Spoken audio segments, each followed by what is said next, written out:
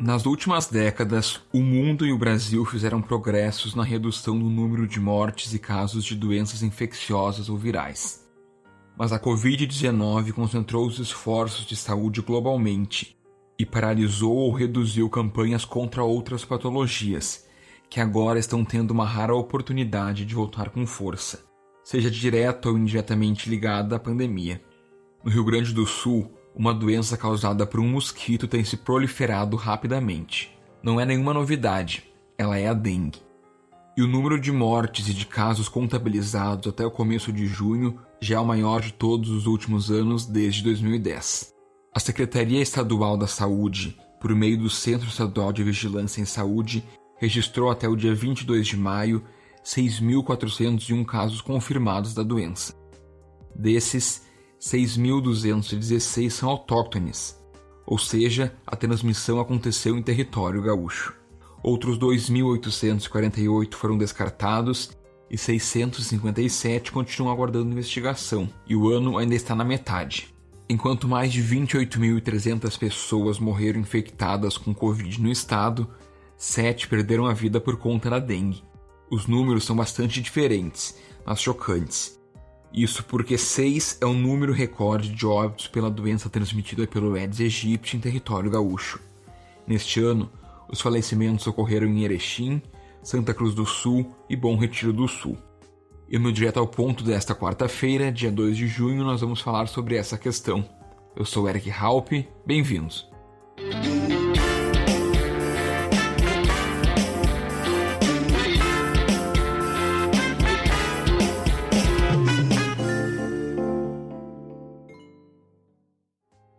A dengue é considerada uma doença endêmica, porque são registrados focos em um espaço limitado, ou seja, ela não se espalha por toda uma região. O Rio Grande do Sul conseguiu zerar os casos locais em 2017 e 2018, quando também foram registrados os menores números de casos confirmados. 18 em cada ano, todos importados. Em 2019, no entanto, o estado passou para 1.315 casos confirmados, sendo 1.170 autóctones. Agora, os valores são muito elevados.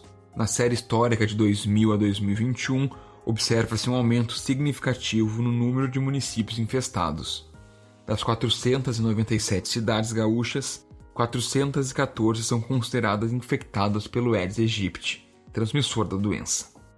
Para falar sobre esse cenário, eu recebo a especialista em saúde e responsável pelo programa de arboviroses no Rio Grande do Sul, Kátia Favretto. Kátia, bem-vinda. Bom dia, prazer estar nesse programa.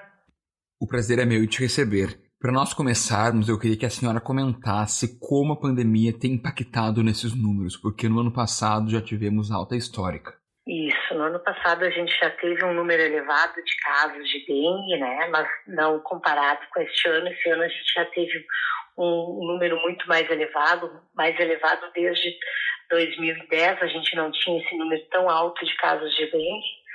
Então, o resultado dessa pandemia, acredito que como a população ela foi orientada, né, ela é orientada que permanecesse em casa, né, então a gente acredita que a população acabou esquecendo um pouco de algumas atividades básicas, né, que foi sobre a limpeza das suas residências, terrenos, e acabou deixando água acumulada em garrafas, pneus, e isso a gente acabou acontecendo um maior número de focos do Aedes aegypti e, consequentemente, um maior número de casos de dengue, né? Então, acredito que foi com relação à pandemia, foi em relação a isso.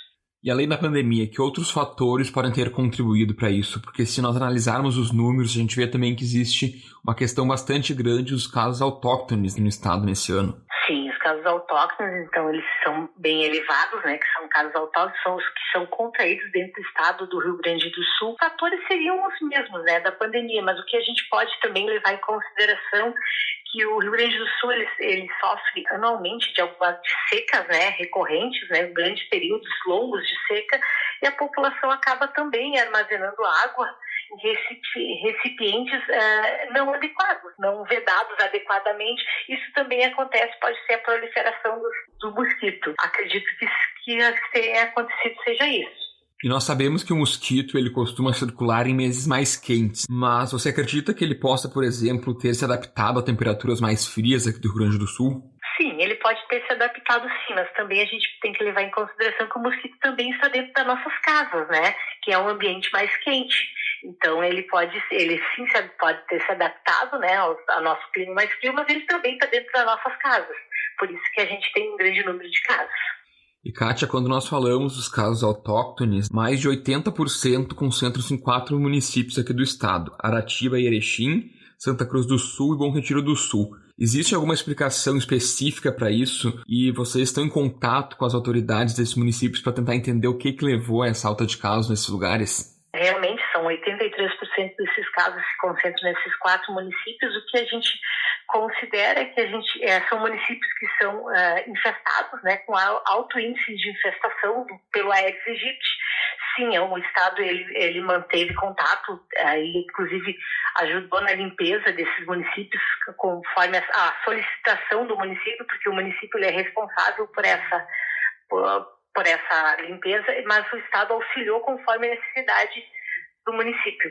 A gente teve, mesmo na pandemia 2020, 2021, as medidas ambientais do Estado elas não pararam, elas continuaram sendo realizadas mesmo durante a pandemia. Então a gente auxiliou sim conforme o município solicitou auxílio. Acho interessante a senhora mencionar essa questão, né, do auxílio prestado mesmo durante a pandemia. Então eu queria que a senhora comentasse como que o trabalho de vocês foi impactado pela crise sanitária de Covid-19. Olha, a vigilância epidemiológica, né, que é onde eu fico lotada, a gente não teve, a gente manteve o trabalho rotineiro, né, durante a pandemia sem problema nenhum.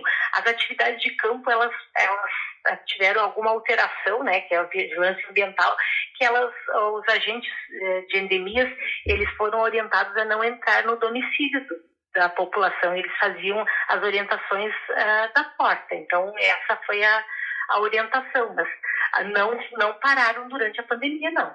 Continuaram sendo realizadas durante toda a pandemia, 2020 e 2021. Perfeito. E Kátia, nós sabemos que doenças como a febre chikungunya e o Zika vírus, também transmitidas pelo Aedes aegypti, possuem sintomas semelhantes ao da dengue. E além dessas 3 doenças terem similaridades entre si, chama a atenção que em alguns casos podem ser confundidas também com a Covid-19. Então eu queria que a senhora comentasse quais são os sintomas mais comuns dessas doenças, especificamente da dengue, e como é feita a prova dessa doença em um momento aí onde muita gente tem falado apenas na Covid. Os sintomas eles são semelhantes, sim, mas mais de 88% dos casos autóctones de dengue contraídos dentro do estado tiveram febre, mialgia e cefaleia. Então, esses são os principais sintomas da dengue. Então, quando a população tiver algum desses sintomas, algum paciente, ele tem que procurar uma unidade básica. Mas qual é a prova? Tu diz, um exame é realizado no nosso laboratório de referência, né? Nosso laboratório de referência, o LACEN do Estado, ele é realizado quando o médico ou o profissional de saúde suspeita de alguma dessas arboviroses, ou Zika, ou dengue, ou chikungunya, ela solicita o exame e é encaminhado ao laboratório central do Estado.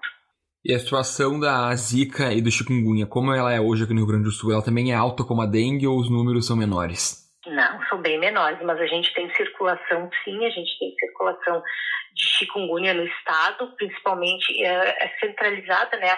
Ela está principalmente em um município, né, em São Nicolau, onde a gente tem o maior número de casos de chikungunya. Zika, a gente tem uma circulação um pouco bem mais baixa neste ano, com pouquíssimos casos.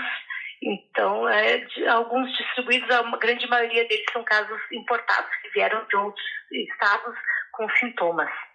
Quais são os cuidados mais básicos que as pessoas devem ter? Porque a gente sabe, né, mas muita gente ainda não tem feito, como a senhora mencionou.